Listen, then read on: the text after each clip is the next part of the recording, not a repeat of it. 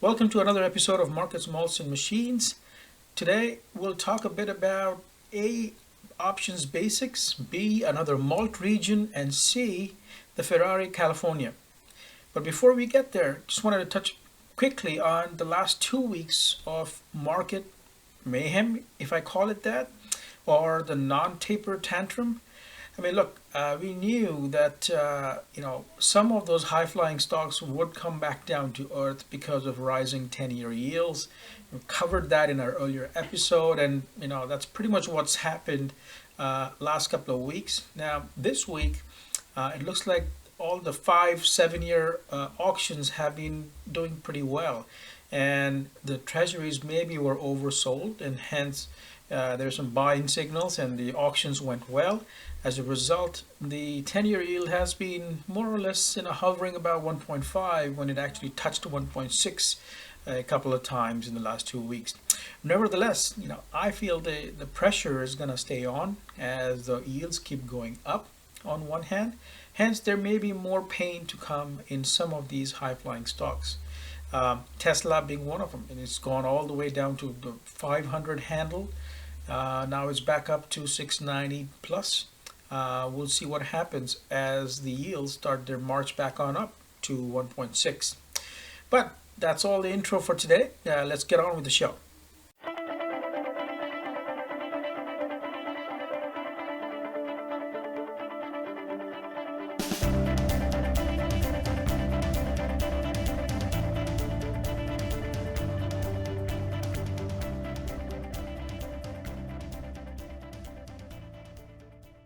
A number of our listeners and other friends have been asking me for the past few weeks actually to cover options. Now, what I'd like to say before we get into the options basics is one thing. Options are stocks on multiple steroids. So if you are of the heart that gets worried when your portfolio swings, let's say by half a percent point, or even a percent point in a day, options may not be for you. It takes a lot of risk tolerance, number one, and a lot of discipline and knowing when to enter and when to exit. So before we talk about options basics and how to think about them, it's important to know the risk associated with them. Mainly, it comes from one significant word, leverage. You can actually deploy the same capital but get exposure to hundreds more shares in a particular stock by using options. So thereby, having the multiplier effect impact your profitability, but also your risk. And that's where the challenge comes into play. But before we get into all of that, I'd like for you to watch this video. Options are actually really easy to understand. It's kind of like shopping. If you're going to buy an option for a stock you think is going to go up, it's a call. So think of it like this. I call up Ulta Beauty and Tina picks up and I'm like, hey Tina, I want this makeup palette. And Tina's like, okay, but you know what's up. And you're like, Tina, rumor has it that this palette's about to go up in price. So if I come in tomorrow, can I still buy it at said price? Tina's like, yeah, that's fine. But we do charge a small fee for any items that we keep on hold. And you're like, that's fine, Tina. Charge me. Sure enough, the price does go up. So you run in the store, pick up your items for the said price that you told Tina yesterday, and then you sell it to someone on the way out because you didn't even really want that makeup palette. And you're just pretty freaking stoked because you called. Hopefully you like that video, and it's a very well made video. Obviously, instead of a middle-aged old Indian dude telling you what to do, you hear it from a pretty face, you're going to remember it better, right? Yes, it is. But also, it's been said in a very simple, understandable, relatable fashion so that you can start to get a sense for the terms involved in options. Okay? So let's look at an options example. Okay? So in this case, it's an example of a Tesla option. And we've got a bunch of information here for that option and some more information. We'll walk through each of these elements now. Okay? So the first one is basically the underlying stock. In this case, the stock that the options contract is based on is Tesla. So that's how it'll start, the options. Then the next one here is the number of shares in each options contract. Usually it's 100, and for the most part you will see 100 number at the beginning of an option description. Okay, so if you buy two contracts, then you will have the right to buy 200 shares of Tesla at the strike price. And that applies to an option called the call option, and we'll talk a bit more about that. Okay. Next one is the expiration date. So it's the date after which the options contract will be null and void. So in this instance, this option will be null and void after March 19, 2021. So it's expired. So if the price stays below the strike price, which we'll get to soon enough, then the buyer of that call option loses the money after expiration date. All right. So if you bought it, you lost the money. If you sold it, you kept the premium or the gains from having sold that options contract. If that price is below the strike price on expiration date. So what's the strike price? Let's take a look at that. So in this instance, you're saying that this options contract has a strike price of $750. So that's the contractually agreed to price at which the holder of the contract has the right to buy the shares of the underlying stock, which is in this case Tesla. And if it's a call option, and so the next one here we'll talk about is the type of option, right? Is it a call or a put? So call is a right to buy the shares of the underlying stock at the strike price. So in this instance, this call option is the right to buy for one contract 100 shares of Tesla by March 19, 2021 at the price of $750 per share. Okay, so it'll cost you, if you wanted to exercise this option, it'll cost you $75,000 to buy those shares. On the other hand, a put is a right to sell the shares of the underlying at the strike price. So it's the opposite. And we'll cover the differences between calls and put separately. But that's the essence of it for this particular options example. Now, for each option, when you look to buy, you will see a bid and an ask price. So the last time I looked for this particular option, the bid price was 14.05, the ask price was 14.45. Usually, the mark or the price with which you may end up buying the option is the cost of the price of the option. It usually is the midpoint of these two. And that can keep changing pretty quickly because these things are pretty volatile, right? So this is also known as the options premium. So it's the premium you pay for your right to have the contract, right? This is what you pay to buy that option, and this is per share. So in this case, you would have paid 14.25, which is the midpoint, let's say, per share for one contract.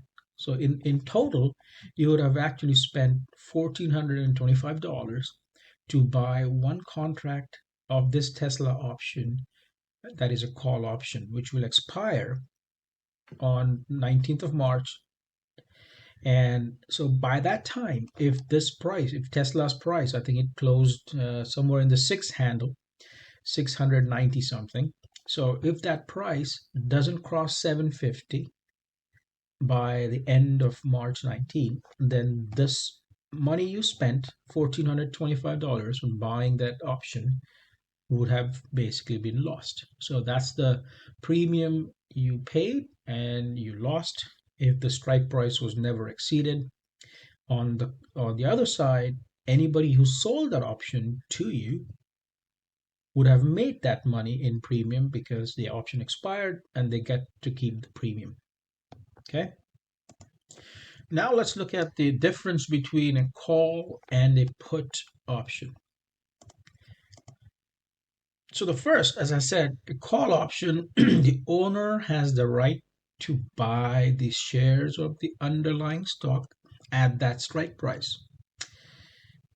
The option seller, on the other hand, the flip side of this trade, is obligated to sell if the strike price is met at expiration. So, going back to that earlier example, if Tesla stock goes above 750, then the owner of the call option would exercise that option and ask the seller of that option to sell him or her the 100 shares per contract for a price for $750 per share. So that's their right. So any amount that is above that, above 750, is the profit. Okay. So let's look at another example. In this case, let's just say an Amazon call option for March 19 was bought for 3,300 strike. Okay.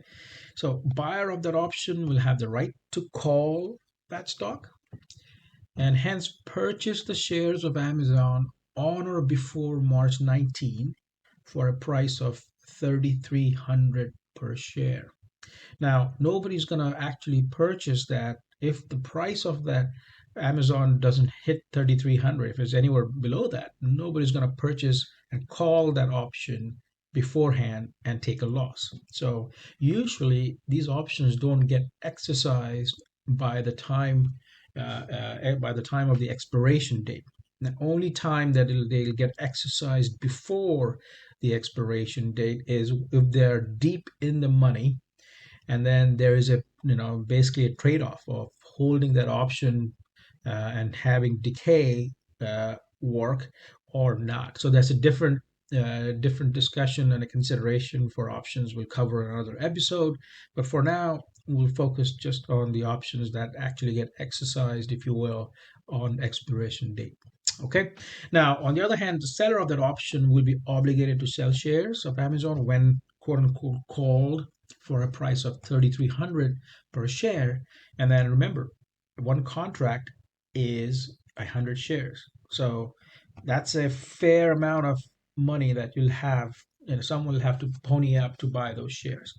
Usually, most often than not, these options contracts are actually closed out, i.e., sold back to whoever had it sold initially, right? So in this case, most likely what will happen is if Amazon's strike price goes about 3,300, Amazon's price goes about 3,300, which is a strike price. The holder of that options contract will basically sell that back and pocket the difference in the premium there instead of having to exercise the contract and pay a lot more for Amazon shares. Okay, so all of this only matters if the stock price is about 3,300 by the end of March 19. If it's not, then they will expire worthless. So let's look at the put options now. Okay, now this is the flip of the call. Usually you buy a call if you're bullish, if you think the price is going to go up, and you buy a put if you are bearish, if you think the price is going to go down. So in this instance, the owner has the right to sell a stock at a strike price.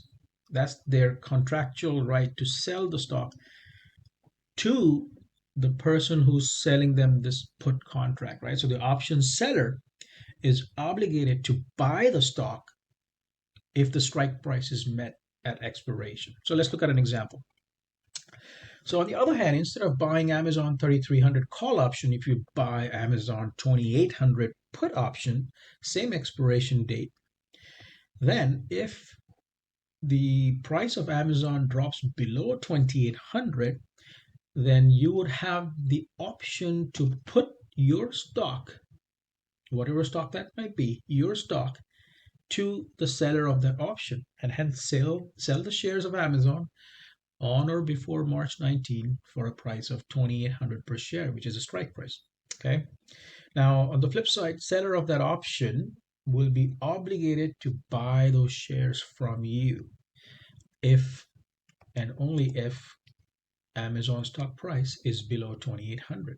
So what this does is if you believe the stock is going to drop much more than 2,800, you buy that put, you're able to sell Amazon stock at 2,800 let's just say if the stock drops to 27.50, then $50 per share, and for one contract, that's 100 shares.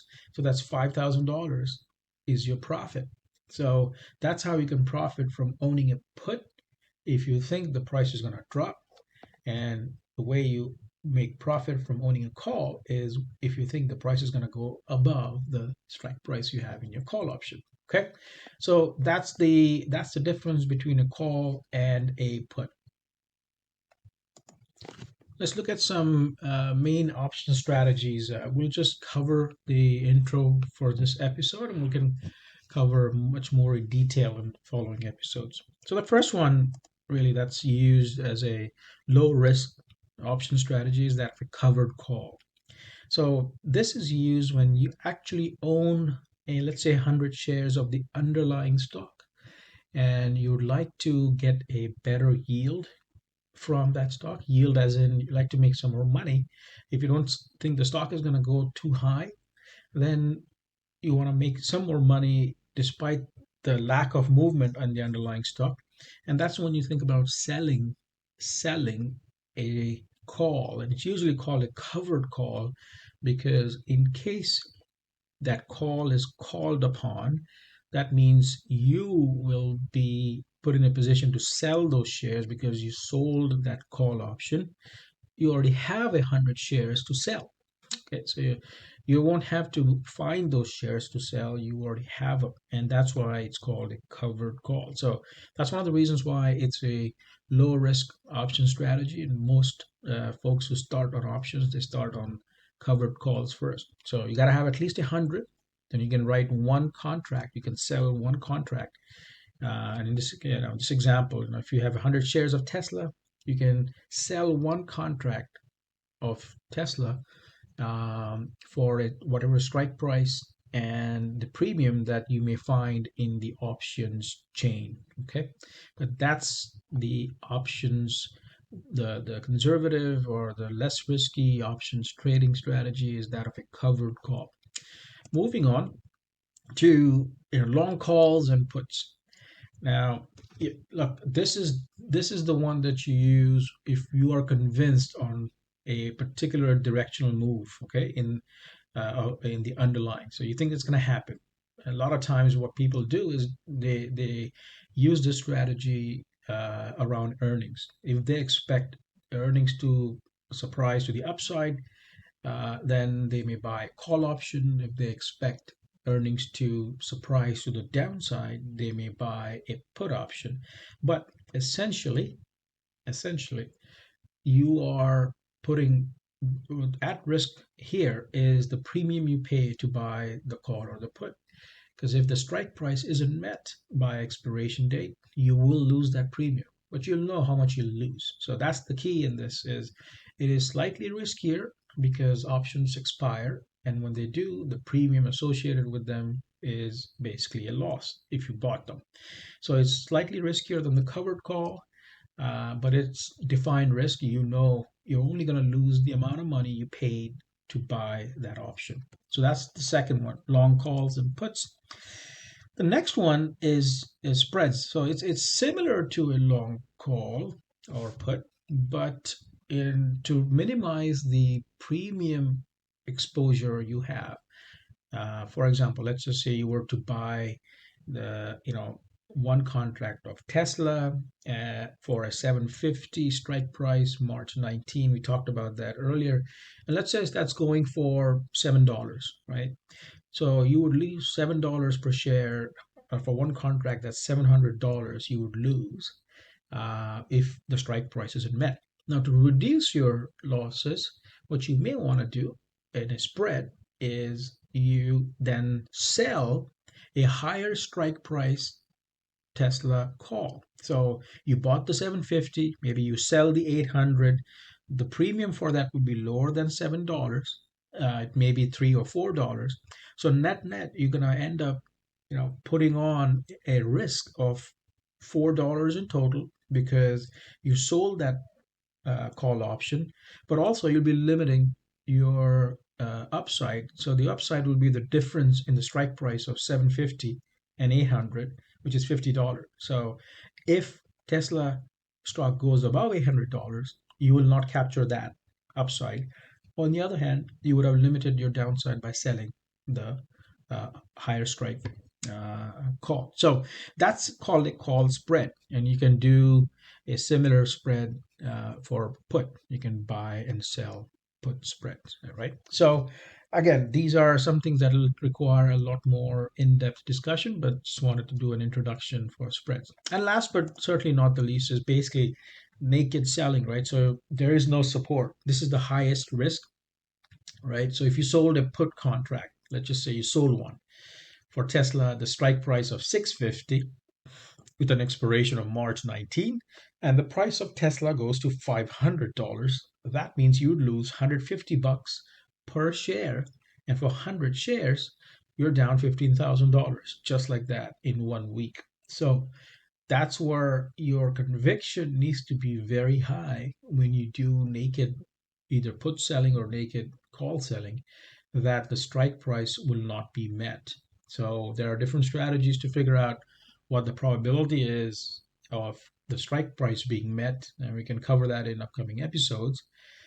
But you'll never know, and especially with volatile stocks such as Tesla, that probability may not mean much. So those are the four main option strategies, and that's our market segment for today. Let's move on to our malt segment. So if you remember the Scotch regions, there's a few. This time around, we're going to focus on this small region called Campbelltown. So as you can see, there's actually only three distilleries left here in Campbelltown. Number one, Campbelltown is actually probably closer to the isla than the mainland, but is considered to be a part of mainland. But let's look at the details for Campbelltown. Okay, some of these are the three distilleries, right? Springbank, Glengyle, and Glen Scotia. I have tried the couple of Springbank once. One was the 10-year, and the other was actually, I think it was a 20 or 30-year. The 20-year one was absolutely divine. It tasted like a cask strength. I don't think it was, but it was just fantastic. It's not cheap, that bottle, but it was pretty good. All right, so look, Campbelltown used to be much larger, with about 34 distilleries, but things changed as the connection routes to the rest of the country got better. More distilleries opened elsewhere, and then all that was left in Campbelltown is about three. They're known for its dryness and sometimes pungency taste. But I'll tell you, the Springbank had no pungent taste. I didn't think it did. It was delicious, and you can see, right? It's a mix. You can start to see the flavors, right? You got the brine, smoke of the Isla, then you got the dried fruit, vanilla, toffee, more of the highlands, and perhaps even the lowlands. So the mainland, right? So it's a combination, very varying flavors here due to its location, which is between the Isla and the mainland. So, if you haven't tried it, Springbank 10-year, it is fantastic. It is available at your local Costco. Give it a shot and let us know what you think. We'll always love to hear the viewers' comments. Let's move on to our machine segment now. So I've been talking to a few friends of mine, and one of them certainly has expressed interest in buying a Ferrari California, maybe a few years from now. He's been saving for it, and I must confess, I have researched that car a couple of times, and it is a beautiful car.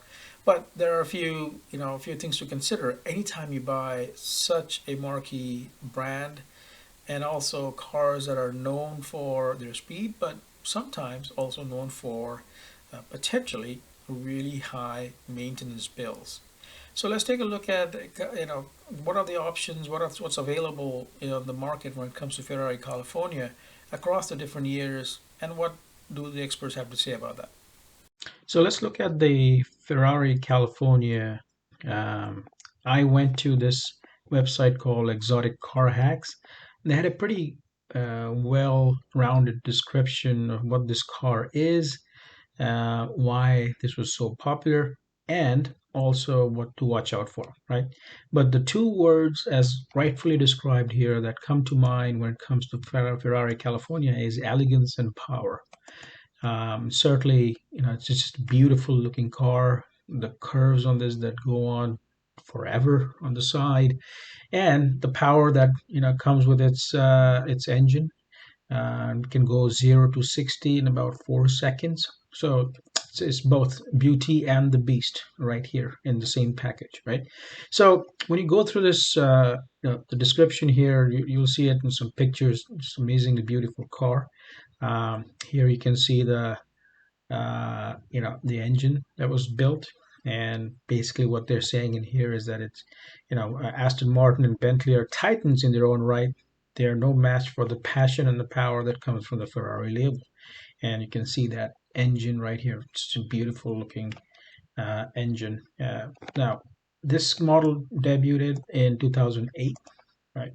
So it's been around for a while, and we'll talk a bit about what might be a good model. But essentially, it's a 4.3 liter V8, right, with a 453 horsepower engine and 357 pounds of torque. That's a plenty power for a small car like this, that allows it to go from 0 to 60 in 4, like I mentioned earlier. Yeah. So scrolling down, looking at other things, one of the things that they also did with this is the first retractable, solid roof. So it has its own challenges, but it also allows your car to be, a convertible or a coupe, depending on what you want, right? So again, beautiful car. The interior is classic Italian styling, as you can see here, just plush. It says 2 plus on the specs, but it's really meant for 2 people. An adult has no business sitting in the back seat on this car. Okay. Again, a bit more pictures. It's beautiful. So what this does now is it starts to outline some of the challenges that have come through. Airbag, passenger side recall, that what happened. There's a problem, in the 911 models. Then in the 15 model, there's frontal airbag. In the 12 model, there's some engine cooling challenges. There have been some issues with the gearboxes, spark plug wear, and then of course there's going to be some leakage, right, when the linings of your convertible in the roof start to get worn out. So there have been some of those, right? So as you can see, there are different years have had different problems. What they used to do was have a great maintenance plan. 3-year unlimited miles warranty for 13 and 15. It's irrelevant now. And they used to have a maintenance package, which was a 7-year annual maintenance package. So again, if you buy 2013 Ferrari California, that package is now done with. So you're not going to be able to avail that. But what it also does, it allows you to know how well the car was cared for, because they had very strict and stringent expectations from the owner to be bringing it in to service on time. Otherwise, they would be losing the benefits of this plan. So, you can look at your Carfax report and understand what kind of maintenance and other things that have been done. Have they been done on a timely basis or not? Which is very important for cars like these, right? Okay, so moving through. So some of the ones, this is also very important to note. If you can see here, annual maintenance from a oil changes, etc. It's about $800 dealer pricing. Every 2 years, you'll end up spending $1,300, and then every 4 years or 37,500 miles, you'll spend another $1,800. So, all in all, for a car like this, spending this much money is, it's actually looks pretty reasonable to me. Now, what matters is, picking the right model and not having any major surprises show up, right? This is basic maintenance. You want to avoid the major surprises. And that's why it's important you understand what recalls have been made for the model you're considering. number one. And number two, you got to look at the prior maintenance history and make sure you feel comfortable with it. But most of all, get a, like I said in our one of our earlier episodes, get a pre-purchase inspection done by an expert so you can try to minimize the surprises, right? So what does this say? Model changes, there are a few things. So the original one was 9 through 12. So there's a few tweaks they had to go through and make, and then you have the 13 and 14 models. This is where they got the biggest update, right? In the engine and handling. They also worked out some kinks that came through in the initial model. So as you'll see, later on, it says in this website, it says that 2013 is probably the best year to look for the California, mainly because it will have the upgrades that you want from the previous version, but then also it'll also have more depreciation because 8 years have passed. So that's something to think about. Again, going back to this, if you want a bit more power, you may want to consider 2015 the California T. The T stands for turbo, so that's certainly an option. And speaking of options, there's tons of options available on this. Obviously, when you're looking at buying a used car, the options have already been spoken for, but you want to make sure you're comparing apples to apples, right? So make sure you know what the sticker price was with all the options that you're considering. So as I said, best year Ferrari California to buy. Most bang for the buck is the 13, 14 models. So that's what you want to target. So when we say that, let's go to cars.com. What I did was I plugged in the models that I wanted, which was basically, in this case, it's 2009 to 17, Ferrari California, and I said anything that's 100,000 or less, right? So when you start going through this, you'll see predominantly it's 10, 11, and 12 that show up. But in this instance, I did find one that was 2013, so that's the year we want, for 100,000, and it looks like it's a good deal. There's a Carfax report. The rating for the dealer itself looks like it's pretty good. So this is how you want to start narrowing down your searches. But if I were to start thinking about it, this would be the first one that I want to maybe research a bit more and see what's in here. And what if any watch outs you need to be considering here. But it looks like this one amongst all of them is probably the go-to one if you're thinking about a Ferrari California. But then of course you must do your due diligence and get all those checklists done and dusted so that you are not faced with a major surprise. But long story short, 2013 Ferrari California, $100,000. Obviously not cheap, but these things go for much higher if you buy them at a list price. I think it was like $250 or so. So, hope you like this particular episode of the machine segment. Let us know your comments, and we would be happy to review other cars that you may be interested in. Well, I hope you liked our show today. Please let us know in your comments, and we'll be happy to respond to any questions you may have. Before we end the show, though, I would like to make sure that all of the listeners get to know we showed you a Lexus ES Hybrid last time around, which had been sold for $48,000 in 2018, and it was bought as a used car in January of 2021. And we asked you to guess the price. We got a few guesses. They were pretty close, but the answer is it was bought for $28,000. So think about that. A $20,000 discount on an almost new car that looks, feels, smells, and drives like a new car. Hence, when you're thinking about buying a luxury car, always keep in mind an option to buy a used luxury car will save you a ton of money. Have a great week, and we'll talk to you soon.